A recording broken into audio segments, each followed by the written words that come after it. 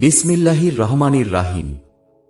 হযরত মুসা আলাইহিস সালামের বংশ পরম্পরা হযরত ইয়াকুব আলাইহিস সালাম পর্যন্ত পৌঁছে।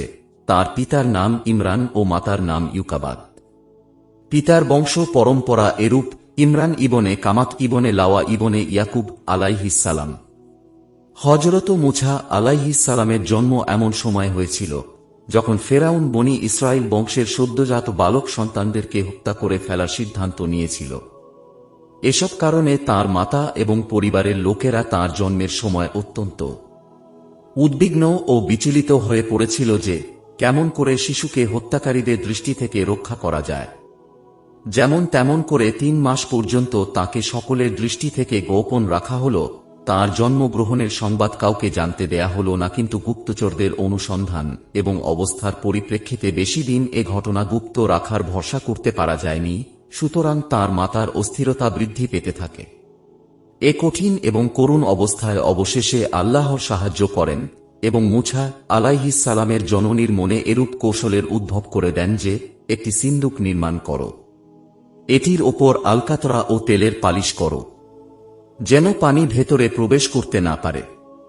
এরপর শিশুটিকে তাতে রেখে দাও, পরে সিন্দুকটিকে নীল নদের স্রোতে ভাসিয়ে দাও। হযরত মুসা আলাইহিস সালামের মাতা তাই করেন। সাথে সাথেই নিজের জ্যেষ্ঠা কন্যা এবং মুসা আলাইহিস সালামের সহোদর বোনকে আদেশ করেন তিনি যেন সে সিন্দুকটি ভেসে যাবার সাথে সাথে তীরের ওপর দিয়ে হেঁটে সিন্দুকটির প্রতি দৃষ্টি রাখেন এবং দেখেন যে আল্লাহ তাকে হিফাজত করার ওয়াদা কিভাবে পূর্ণ করেন। কেননা মুসা আলাইহিস সালামের মাতাকে আল্লাহ এ সুসংবাদ পূর্বেই শুনিয়ে দেন যে আমি এ শিশুকে তোমারই কোলে ফিরিয়ে দেব এবং এ শিশু কালক্রমে নবী ও রাসূল হবে। হযরত মুসা আলাইহিস সালাম এর আবির্ভাবের উদ্দেশ্য ও লক্ষ্য আগেই উল্লেখ করা হয়েছে যে জ্যোতিষীদের কথায় বা ফেরাউনের দুঃস্বপ্নের কারণে হোক বা অন্য কোনো কারণে হোক ইসরায়েলীদের ওপর জুলুম নির্যাতন এবং তাদের সন্তান হত্যা করার জন্য ফেরাউন যে নির্দেশ দিয়েছিল সে করুণ অবস্থায় হযরত মুসা আলাইহিস সালামের জন্ম হয় এবং তার মাধ্যমে সে নির্যাতিত ইসরায়েলীদেরকে উদ্ধার করাই ছিল আল্লাহ উদ্দেশ্য। এ প্রসঙ্গে আল্লাহ বলেছেন, ইসরায়েলীদের এ পরিস্থিতিতে আমি চেয়েছিলাম যে সে জমিনে যাদেরকে দুর্বল করে রাখা হয়েছে তাদের ইসরায়েলীদের প্রতি অনুগ্রহ করতে এবং তাদেরকে নেতৃত্ব দান করতে এবং দেশের অধিকারী বানাতে। সূরা কাছাস আয়াত ৫।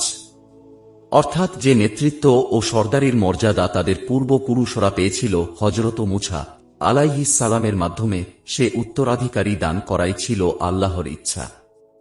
তাই তিনি বলেছেন, আর পৃথিবীতে তাদেরকে ক্ষমতাসীন করে তাদের দ্বারা ফেরাউন, হামান ও তাদের সৈন্য সামন্তকে ওসব কিছু দেখাতে চেয়েছিলাম যাকে তারা ভয় করত। সূরা কাছাস আয়াত ৬। মূলত এ ছিল হযরত মুসা কালিমুল্লাহর আবির্ভাবের উদ্দেশ্য ও লক্ষ্য। তাই যে নাজুক পরিস্থিতিতে আল্লাহ রাব্বুল আলামিন তাঁর কুদরতি হিফাজতের দ্বারা মুসা আলাইহিস সালামের আবির্ভাব ঘটালেন তা কেউ জানতে পারেনি যে ইসরায়েলি পরিবারে এমন একটি শিশু জন্ম নিয়ে বেঁচে আছেন যিনি পরবর্তীকালে ইতিহাস বিখ্যাত মুসা আলাইহিস সালাম নামে পরিচিত হবেন। হযরত হারুন আলাইহিস সালাম হযরত মুসা আলাইহিস সালামের সহোদর ও জ্যেষ্ঠ ভ্রাতা ছিলেন। কিন্তু মুসা আলাইহিস সালামের জন্ম এমন এক সময় হয়েছিল যখন ফেরাউন ইসরায়েলি বংশের সদ্যজাত পুত্র সন্তানদেরকে হত্যা করে ফেলার সিদ্ধান্ত নিয়েছিল। অর্থাৎ এর আগে অনুরূপ সিদ্ধান্ত ছিল না বলে হযরত হারুন আলাইহিস সালাম সে নাজুক পরিস্থিতির সম্মুখীন হননি। ফেরাউনের ঘরে প্রতিপালন হযরত মুসা আলাইহিস সালামের বোন নদীর তীর ধরে চলমান সিন্দুকটির প্রতি দৃষ্টি রেখে হাঁটছিলেন। তিনি দেখেন সিন্দুকটি ভেসে শাহী মহলের কাছে এসে পড়েছে। ফেরাউনের পরিবারের একজন মহিলা নিজ চাকরদের দ্বারা সিন্দুকটিকে উঠিয়ে শাহী মহলে নিয়ে যায়। হযরত মুসা আলাইহিস সালামের বোন তা দেখে খুব আনন্দিত হলেন। সঠিক অবস্থা ভালো রূপে জানার জন্য তিনি রাজমহলের চাকরানীদের সাথে মিশে যান। হতে পারে এ তাবুত বা সিন্দুকটি ভেসে ভেসে যখন ফেরাউনের প্রাসাদের কাছে গিয়ে ঠেকেছিল তখন তাওরাতের বর্ণনা মতে তার এক কন্যা তা ধরে বাদশাহ বা সম্রাজ্ঞীর কাছে নিয়ে যায়। অথবা এটাও হতে পারে যে বাদশাহ ও সম্রাজ্ঞী তখন নদীর উপকূলে পরিভ্রমণে এসেছিল। এ তাবুত ভেসে যেতে দেখে তাদের নির্দেশে তা তুলে নেয়া হল। এরপর তাঁবুতটি খোলার পর এর মধ্যে একটি পুত্র সন্তান দেখে তারা সহজেই অনুমান করতে পেরেছিল যে নিশ্চয়ই তা কোনো ইসরায়েলি সন্তান হবে। আর তা ভেসে এসেছে ইসরায়েলি মহল্লার দিক থেকে, উপরন্তুও তাদেরই পুত্র সন্তান হত্যা করার নির্দেশ দেয়া হয়েছিল, অন্য কোনো গোত্রের নয়। কাজেই ধারণা করা যায় যে কোনো দম্পতি নিজেদের এ শিশু সন্তানকে কিছু কাল লুকিয়ে রাখার পর ধরা পড়ে যাবার ভয়ে ঘরে রাখেনি, আর এ আশায় নদীতে ভাসিয়ে দিয়েছে যে সম্ভবত এ উপায়ে তার প্রাণ রক্ষা পাবে এবং কেউ তাকে তুলে নিয়ে প্রতিপালন করবে।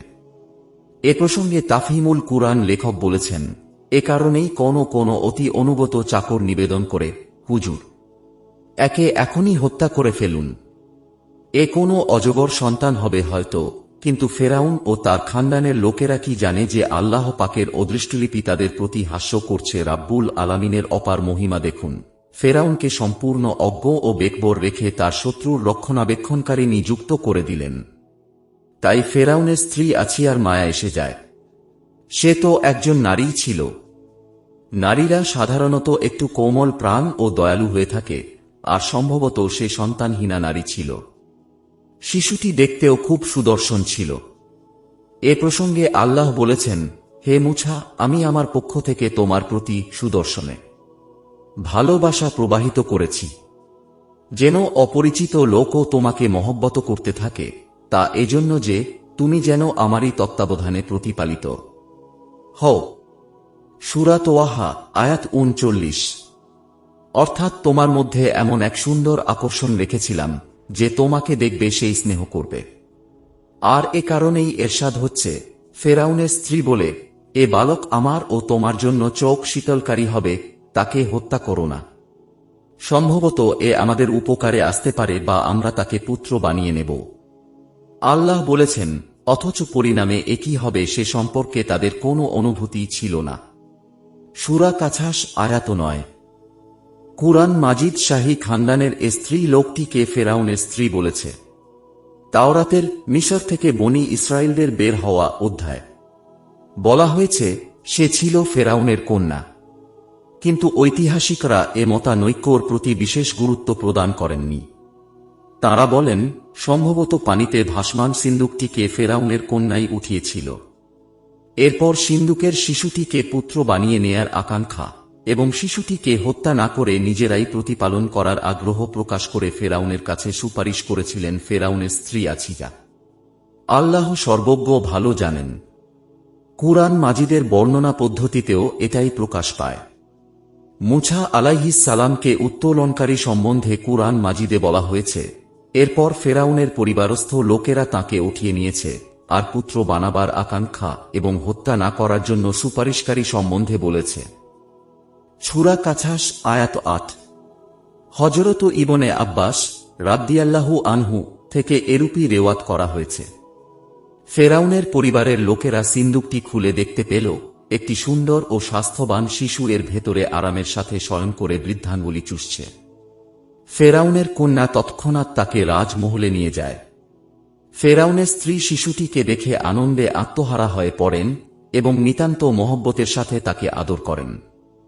রাজমহলের নিজস্ব চাকরদের মধ্যে কেউ বলে, এ শিশুটিকে তো ইসরায়েলি বলে মনে হয়েছে। আমাদের শত্রু খানদানের শিশু একে হত্যা করে ফেলা আবশ্যক। পরবর্তীতে এমন না হয় এ শিশুই আমাদের স্বপ্নের তাবির হয়ে দাঁড়ায়, তা শুনে ফেরাউনেরও এরূপ ইচ্ছা হল। কুরআন মজিদে বলা হয়েছে, ফেরাউনের স্ত্রী ফেরাউনের হাবভাব দেখে বলতে থাকেন, এমন একটি প্রিয় দর্শন শিশুকে হত্যা করো না। বিচিত্র কি যে এ শিশু তোমার ও আমার জন্য চক্ষু শীতলকারী হবে, অথবা আমরা তাকে আমাদের পুত্রই করে নেব এবং তার অস্তিত্ব আমাদের জন্য হিতকর প্রমাণিত হবে। অর্থাৎ এ শিশুটি যদি সে ইসরায়েলি শিশুই সাব্যস্ত হয় যে তোমার স্বপ্নের তাবির হবে, তাহলে আমাদের মহব্বত এবং প্রতিপালন হয়তো তাকে ক্ষতিকর হওয়ার পরিবর্তে হিতকর করে দেবে। কিন্তু ফেরাউন এবং তার খানদানের লোকেরা কি জানে না যে আল্লাহ পাকের অদৃষ্টলিপি তাদের প্রতি হাস্য করছে। রাব্বুল আলামিনের অপার মহিমা দেখুন। ফেরাউনকে সম্পূর্ণ অজ্ঞ ও বেকবর রেখে তাকে তার শত্রুর রক্ষণাবেক্ষণকারী নিযুক্ত করে দিলেন। এখন এ প্রশ্ন সামনে আসে যে শিশুর জন্য দুগ্ধ দানকারিণী ধাত্রী নিযুক্ত করা হোক। কিন্তু আল্লাহ তাআলা মুছার মাতার সাথে কৃত ওয়াদা পূর্ণ করার জন্য শিশুর প্রকৃতি এরূপ করে দেন যে কোনো মহিলা স্তনে মুক্তি দেননি। রাজবাড়ির ধাত্রী চেষ্টায় ব্যর্থ হয়ে যায়, কিন্তু মুছা আলাইহিস সালাম কোন স্তন থেকেই দুধ পান করেননি। মুছা আলাইহিস সালামের বোন সমস্ত অবস্থা দেখছিলেন। তিনি বলেন, অনুমতি পেলে আমি এমন একজন ধাত্রীর সন্ধান বলে দিতে পারি যিনি নিতান্ত সৎস্বভাবশালিনী এবং এ কাজের জন্য খুবই উপযোগী। আদেশ পেলে আমি এখনই তাকে সাথে নিয়ে আসতে পারি। ফেরাউনের স্ত্রী ধাত্রীকে নিয়ে আসার জন্য আদেশ করে আর মুছা আলাইহিস সালামের বোন মাতাকে নিয়ে আসার জন্য আনন্দিত মনে বাড়ির দিকে চলে যান। এদিকে এরূপ কথাবার্তা চলছিল, ওদিকে মুছা আলাইহিস সালামের মাতার অবস্থা বড়ই শোচনীয় ছিল। একটি ইলহামি কল্পনায় শিশুকে নদীতে সোপর্দ করে এসেছেন, কিন্তু এখন মাতৃস্নেহ ও মমতা বড়ই জোরদার হয়ে ওঠে। তিনি অস্থির হয়ে নিজের এ গুপ্ত রহস্যকে প্রকাশ করে দিতে উদ্যত হলেন। এ অস্থিরতা ও অশান্ত অবস্থার মধ্যেই আল্লাহ তাঁর প্রতি আপন দয়া ও অনুগ্রহ করেন এবং তাঁর অন্তরের মধ্যে শান্তি নাজিল করেন। এখন তিনি গায়েবী দয়া ও অনুগ্রহের অপেক্ষায় পথ চেয়ে বসে থাকেন। এমনি সময় কন্যা এসে সম্পূর্ণ ঘটনা বলে শুনালেন এবং বলেন, যখন মুছা কোনো ধাত্রীরই দুগ্ধ পান করে না, তখন আমি বলেছিলাম, আমার পরিচিত একজন খুব শরীফ ও সৎস্বভাবের মহিলা আছেন। তিনি এ শিশুকে নিজের সন্তানের ন্যায় প্রতিপালন করতে পারবেন। ফেরাউনের স্ত্রী তা শুনে আমাকে আদেশ দিয়েছেন যে আমি যেন এখনই আপনাকে সেখানে নিয়ে উপস্থিত করি। এটা আমাদের প্রতি আল্লাহ পাকের বড়ই অনুগ্রহ এবং দয়া। এখন আপনি গিয়ে নিজের শিশুকে বুকে তুলে নিয়ে প্রাণ ঠান্ডা ও চোখ শীতল করুন এবং আল্লাহ পাকের শুকরিয়া আদায় করুন, কেননা তিনি তাঁর ওয়াদা পূর্ণ করেছেন।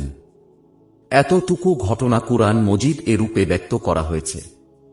আর আমি মুছার মাতাকে ইলহাম যোগে আদেশ করেছি, এ শিশুকে দুধ পান করাতে থাকো, এরপর যখন তুমি তার সম্বন্ধে আশঙ্কা করবে তখন তাকে নদীতে ফেলে দাও। কোনো ভয় করবে না, চিন্তাও করবে না।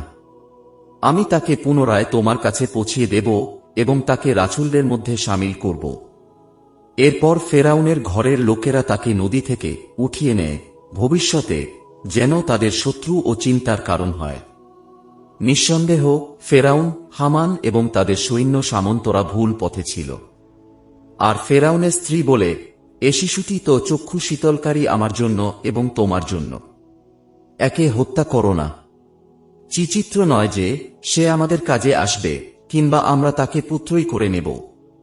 আর এ শিশুর ও তাদের নিজেদের ভবিষ্যৎ সম্বন্ধে তাদের কোনো খবরই ছিল না। আর সকালে মুছার মাতার অন্তরে অশান্তি বিরাজ করতে থাকে।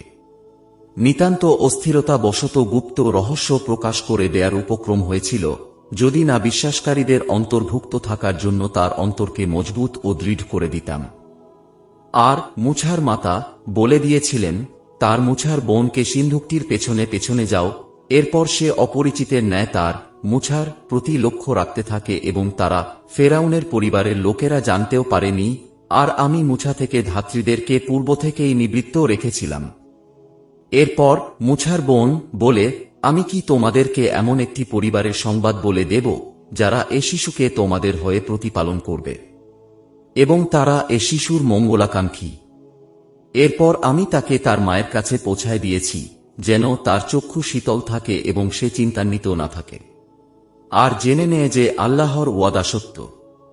কিন্তু অধিকাংশ মানুষ তা জানে না। সূরা কাছাস।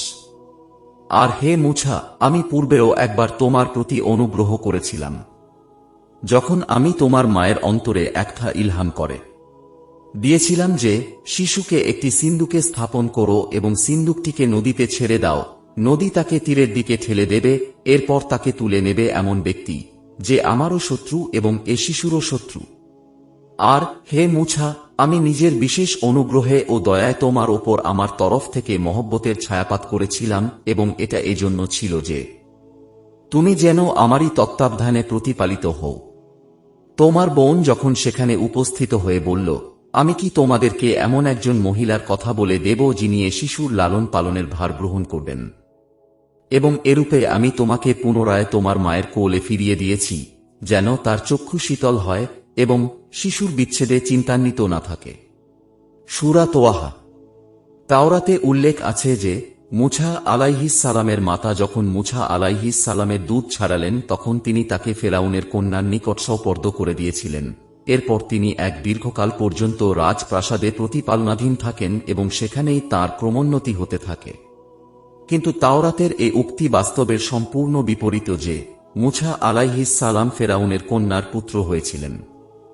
যখন শিশু একটু বড় হল তখন মুছার মাতা তাকে ফেরাউনের কন্যার কাছে সোপর্দ করে দিয়েছিলেন এবং সে ফেরাউনের কন্যার পুত্র নির্ধারিত হল। সে তার নাম রাখল মুছা এবং বলল, এ কারণে এ নাম রেখেছি যে আমি তাকে পানিতে পেয়েছিলাম। মা স্বীয় সন্তানকে দুধ পান করিয়েছে, উপরন্তুও প্রতিদান হিসেবে মজুরিও পেয়েছে। এভাবে হযরত মুছা আলাইহিস সালাম মায়ের কাছে প্রতিপালিত হলেন, আবার রাজপুত্রের আসনে আসীন হয়ে দুনিয়ার জ্ঞান বিজ্ঞানও হাসিল করেছেন। এর প্রতি ইঙ্গিত করে আল্লাহ বলেছেন, এভাবে আমি ভালো লোকদেরকে প্রতিদান দিয়ে থাকি। এ প্রসঙ্গে প্রিয় নবী রাসূলুল্লাহ সাল্লাল্লাহু আলাইহি ওয়াসাল্লাম এর একটি হাদিস বর্ণিত আছে। তিনি বলেন, যে ব্যক্তি নিজের রুজি রোজগারের জন্য কাজ করে এবং এ কাজে আল্লাহর সন্তোষ লাভই হয় তার লক্ষ্য, সে তো হযরত মুছা আলাইহিস সালামের মায়ের মতো, যে নিজের সন্তানকে দুধ খাওয়ায় আর তার বিনিময়ে মজুরিও গ্রহণ করে।